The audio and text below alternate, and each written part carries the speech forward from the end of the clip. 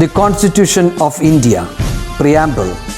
We, the people of India, having solemnly resolved to constitute India into a sovereign, socialist, secular, democratic republic and to secure to all its citizens justice, social, economic and political, liberty of thought, expression, belief, faith and worship, equality of status and of opportunity, and to promote among them all fraternity, assuring the dignity of the individual and the unity and integrity of the nation.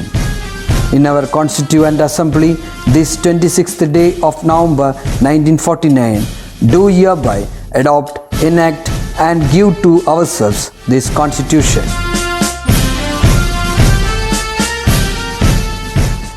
Hi everybody. So today we are moving on to the next unit, Unit 3, which is titled as Lore of Values. Now what idea did you get by the word lore? Lore means stories which gives us some values. Okay, it will be like in olden days, our grandparents, they used to say stories to us, to small children, right? So those stories will create some values in the listeners or the small children. So here in the same way, lore of values means stories which gives us some values. So let's move on to the first lesson from this unit, that is the best investment I ever made by A.J. Cronin. What did you understand by the word investment? What came to your mind? Obviously, you might be thinking of cash, deposits, bank balance, etc. But let's see, what is investment? What is the best investment for A.J. Cronin? Okay children, before getting into the lesson, let's see a small video on the profile of Archibald Joseph Cronin, well known as A.J. Cronin. Okay, so let's see.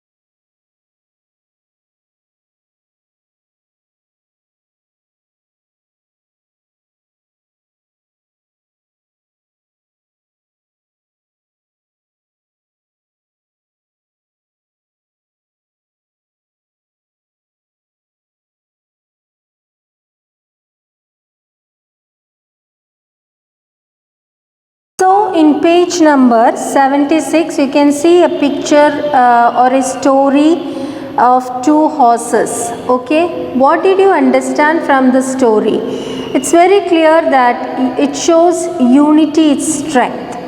Unity is strength. So you can just observe the pictures and you can write a story based on that in your file. Okay, now let's start the lesson. In the story of the horses, you have seen that the choices and decisions that you make will have an impact on your life and others. Read the story The Best Investment I Ever Made by A.J. Cronin and find out how the author's act of kindness transformed a man's life. The Best Investment I Ever Made. On the second day out from New York, while making the round of the promenade deck, I suddenly became aware that one of the passengers was watching me closely, following me with his gaze every time I passed. I wanted to rest to avoid the tedium of casual and importunate shipboard contacts. I gave no sign of having noticed the man. Yet there was nothing importunate about him. On the contrary, he seemed affected by a troubled, rather touching diffidence. He was in his early 40s, rather short in build, with a fair complexion and clear blue eyes. His thin hair had begun to recede from his forehead. His dark suit, sober tie and rimless spectacles gave evidence of a serious and reserved disposition. At this point, the bugle sounded for dinner and I went below. So, in the first two paras, you got to introduced with two people. One is the narrator himself or A.J. Cronin, and the other one is a stranger whom he met in a voyage.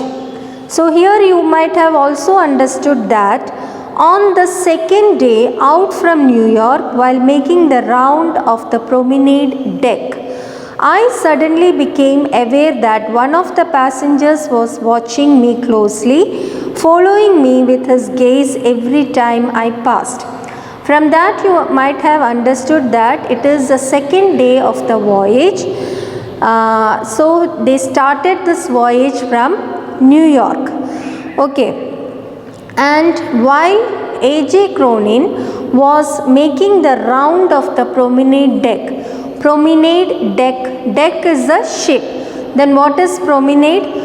Promenade means a public place for walking. So in the ship you have a long veranda, you have a space where people walk here and there, okay, to see, to enjoy the beauty of the sea. So like that, in that place he saw a passenger who was watching him closely, following me with his gaze every time I passed.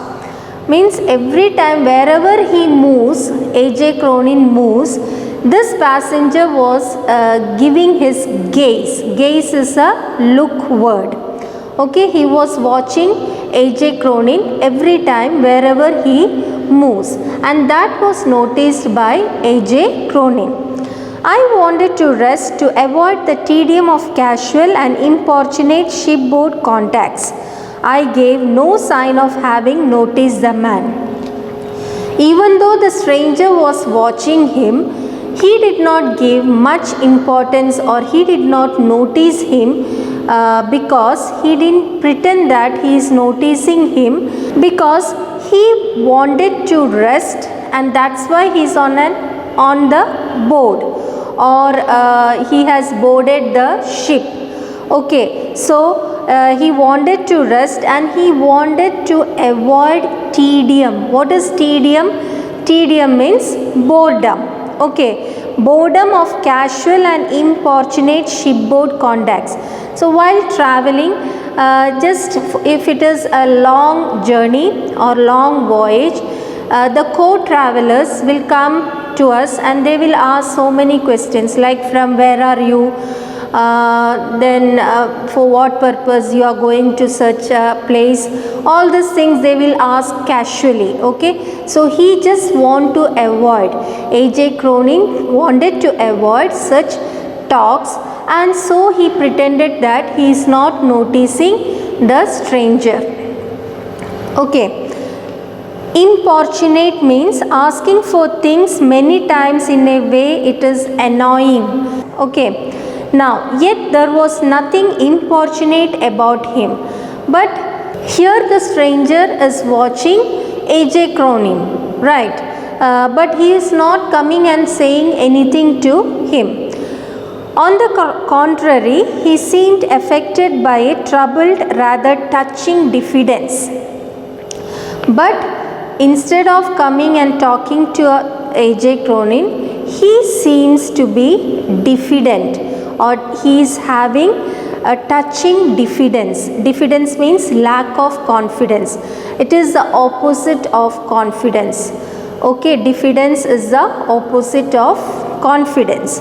So he was having a touching diffidence, lack of confidence to come and speak to A.J. Cronin. He was in his early 40s, rather short in build, with a fair complexion and clear blue eyes. This stranger was in his 40s. His age was around 40s. Rather short in build. He is not too tall. He is very short, with a fair complexion and clear blue eyes. He is having fair complexion. He is fair in skin color, as well as he is having blue eyes. His thin hair had begun to recede from his forehead. So he is having thin hair which has started receding from his forehead. Means you might have seen people, bald headed people whose hair just recede, just become less from the forehead, from this part of the head. So his hair was also like that. He is having his thin hair had begun to recede from his forehead. His dark suit, sober tie and rimless spectacles gave evidence of a serious and reserved disposition. His dark suit, okay, he is wearing dark coat and suit, and sober tie. Sober means plain and not bright in color. Okay, it's plain tie and it's not too bright, but his dress is dark in color. Okay, and the rimless spectacles gave evidence of a serious and reserved disposition. Disposition means the natural qualities of a person, that is disposition. Okay, he is not a person who is acting or who is showing the false appearance of himself. He is a person like that, and this appearance makes A.J. Cronin to know that he is a gentleman. So this para, second para, is important because it gives you the character sketch. When you are writing the character sketch of that stranger, you have to include all these points. So you have to read and understand that para carefully. Okay, now let's move on to the next two paras. On the following forenoon, I again observed my fellow voyager watching me earnestly from his deck chair. Now a lady was with him, obviously his wife. The situation by this time had begun to intrigue me. I discovered from my steward that there were Mr. and Mrs. Jonas from a small suburb of London. When another day passed without event, I began to feel certain that Mr. S. would remain too shy to carry out his obvious desire to approach me. However, on our final evening at sea, Mrs. S. decided the matter. With a firm pressure on his hand and a whispered word in his ear, she urged her husband towards me as I passed along the deck. "Excuse me, doctor, I wonder if I might introduce myself." He spoke almost breathlessly, offering me the visiting card he held in his hand and studying my face to see if the name meant anything to me. Then, as it plainly did not, he went on with the same awkwardness. If you could spare a few minutes, my wife and I would like to have a word with you. So, on the following afternoon, I again observed my fellow voyager watching me earnestly from his deck chair. So, the next day, that is the third day also, A.J. Cronin found that this fellow voyager was watching him very keenly, sitting on the deck chair, the chair which is available in the ship. Now, a lady was with him, obviously his wife. The situation by this time had begun to intrigue me. Okay, so this time on the third day, A.J. Cronin found a lady with the fellow voyager, and he assumed that it could be or she could be the wife of the fellow voyager. And at this time, the situation seems to intrigue me. Intrigue means to know more about something. Okay, so here at first, when the fellow voyager or the stranger was watching him, he felt little disturbed. But on the third day, it seems to intrigue him, means he had a feeling or he felt that something has to know. Okay, he should know something about the fellow voyager or about what is the current status of that person. Okay, so I discovered from my steward that they were Mr. and Mrs. Jonas from a small suburb of London. So here he understood, he asked to his steward means the helper who helps Dr. A.J. Cronin in the ship. So from him he understood that they were Mr. and Mrs. Jonas from a small suburb of London. Small suburb means it is not in the city, but it is the outskirts of a city. Okay, so from the steward, A.J. Cronin understood that these two, that is the fellow voyager and the lady, were Mr. and Mrs. Jonas from a small suburb of London. When another day passed without event, I began to feel certain that Mr. S would remain too shy to carry out his obvious desire to approach me. Again on the third day, A.J. Cronin felt that this fellow voyager will be shy, because A.J. Cronin already told that from his appearance he understood that he is a little bit diffident, isn't it? He lacks confidence. So on the third day also he felt, A.J. Cronin felt that this fellow voyager is not going to ask anything to him. However, on our final evening at sea, Mrs. S decided the matter. With a firm pressure on his hand and a whispered word in his ear, she urged her husband towards me as I passed along the deck. So, who took the initiative to talk to A.J. Cronin? It was Mrs. Jonas who took the initiative. She said something on her husband's ears, and she pulled her towards A.J. Cronin. "Excuse me, doctor, I wonder if I might introduce myself," he spoke almost breathlessly, offering me the visiting card he held in his hand and studying my face to see if the name meant anything to me. Okay, so here when he was taken to in front of A.J. Cronin by his wife, he just spoke breathlessly, saying that, "Excuse me, doctor, I wonder if I might introduce myself. Should I introduce myself? I don't think I have to introduce myself." And he spoke that breathlessly and showed his visiting card to A.J. Cronin. Visiting card he held in his hand and studying my face to see if the name meant anything to me. So he he felt that the fellow voyager thought that by seeing the visiting card or by seeing the name on the visiting card, A.J. Cronin would recognize him. He felt like that. Then, as it plainly did not, he went on with the same awkwardness. As A.J. Cronin couldn't recognize him by seeing the name on the visiting card, the situation became little awkward.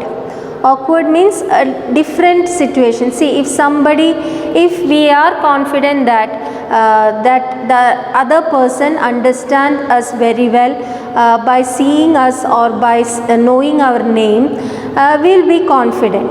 But here, if they don't understand us or they say that they didn't understand us by seeing us or by knowing our name, we feel little lack of confidence.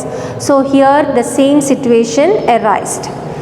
If you could spare a few minutes, my wife and I would like to have a word with you.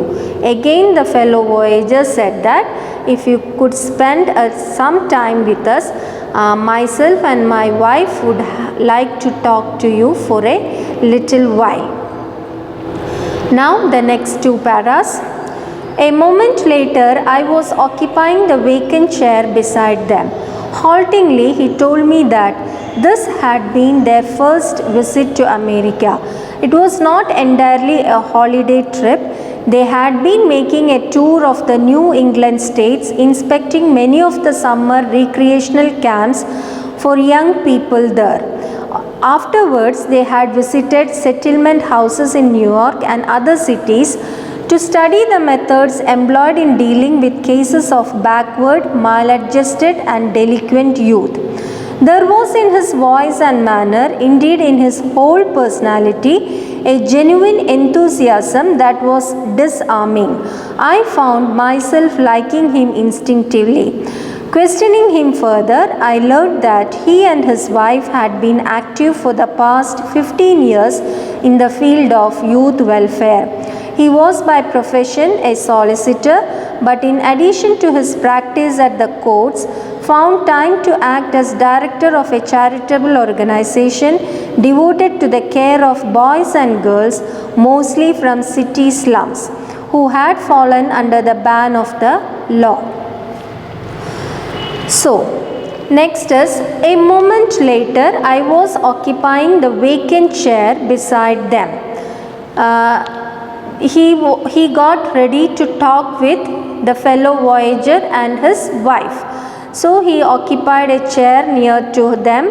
Haltingly, he told me that this had been their first visit to America. Okay, so they started the conversation, and in the beginning itself, they told that this had been their first visit to America. It was not entirely a holiday trip. They had been making a tour of the New England states, inspecting many of the summer recreational camps for young people there. And this tour was not a holiday trip. Okay, it is not, it is something official, not an holiday trip, or it is something, a formal trip which they made, because they have been moving on to various countries and inspecting many of the summer recreational camps for young people there. They have been inspecting the summer recreational camp. Recreational camp means the young people or young students or children, okay, they are brought to this camp to recreate their life by giving motivations, motivational classes, by giving some works to indulge them in some fruitful works. Like that, they were bringing this young people to their normal life. That is recreational camps. So they have been inspecting these camps, which are organized by this couple, okay, in various countries, and they were moving on to from one place to another place like that.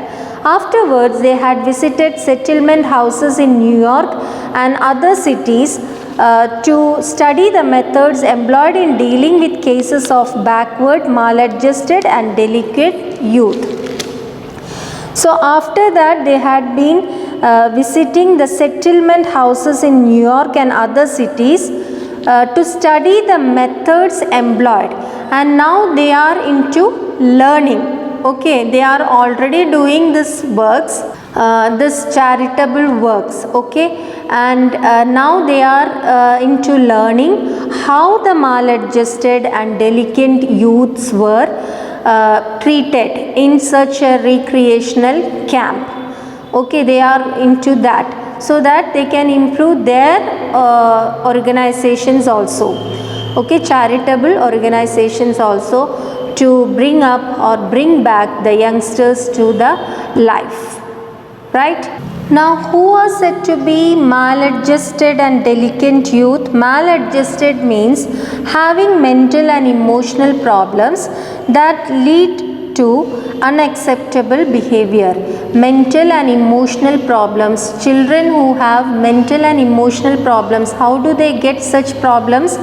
Due to their family situation, or if they get involved in some other abusive activity, these mental and emotional problems arises in the children, right? You might have seen in newspapers.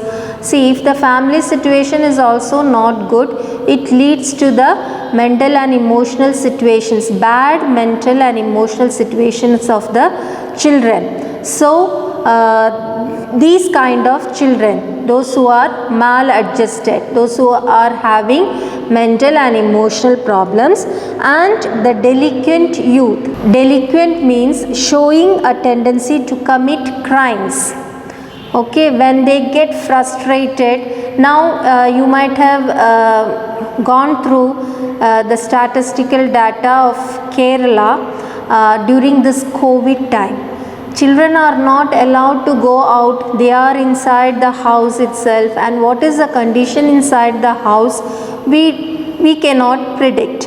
Okay, so what happened is that I think it is around 129 children have committed suicide due to the depression, due to some sort of mental and emotional problems which they had during this pandemic, because they are not allowed to go out and play, they are not allowed, they have to be inside the house itself. And you might have seen videos of the small children who are getting violent when they are asked to learn or when they are asked to write by their parents.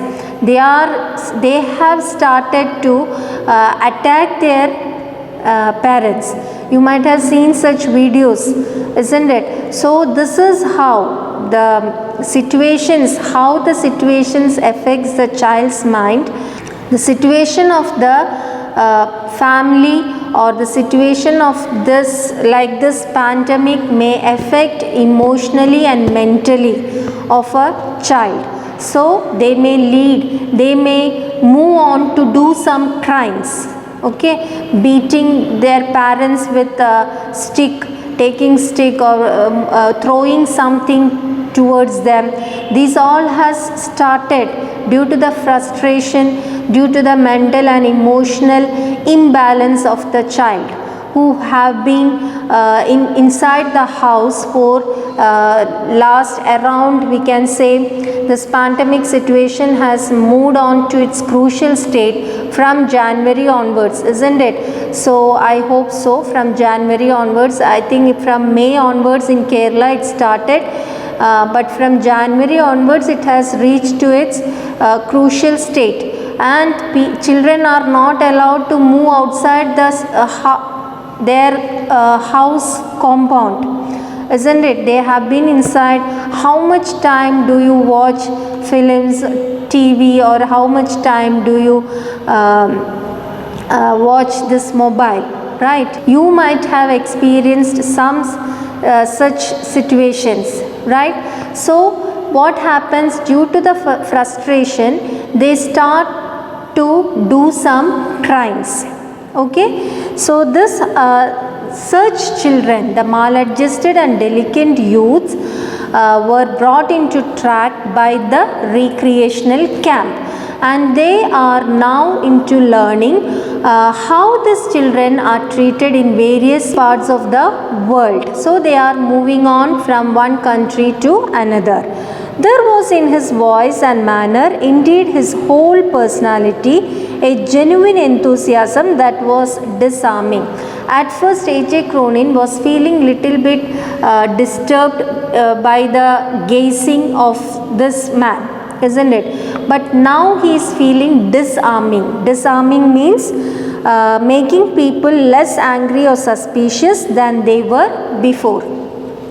Okay. Now he feels little bit pleasing by seeing the man and talking to him. Okay, and I found myself liking him instantly. He also started liking the person, and he also now he is ready to talk with him.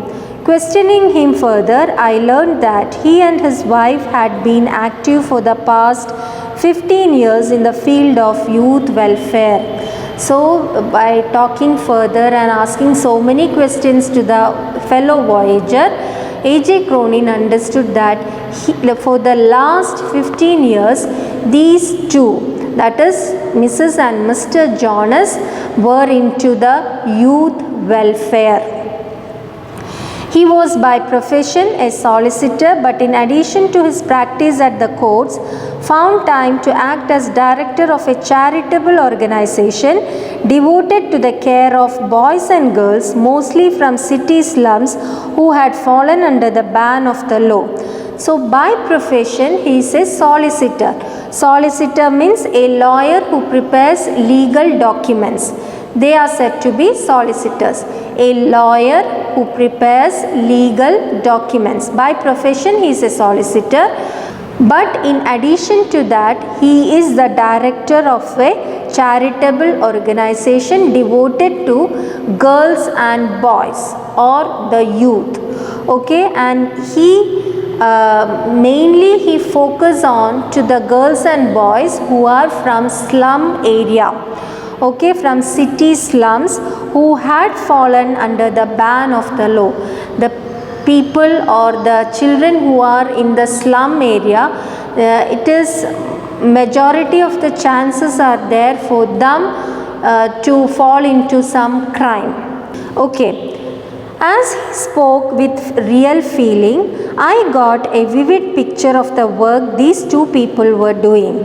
I learned how they took derelict adolescents from the juvenile courts and placing them in a healthy environment, healed them in mind and body, and sent them back into the world.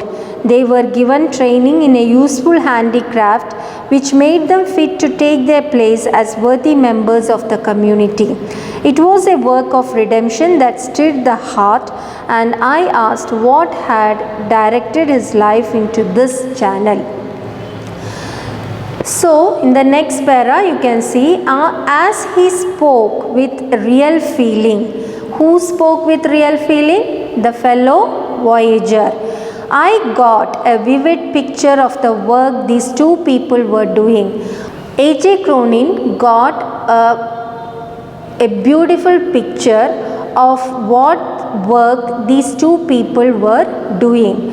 He learned how they took derelict adolescents from the juvenile courts and placing them in a healthy environment, healed them in mind and body, and sent them back into the world.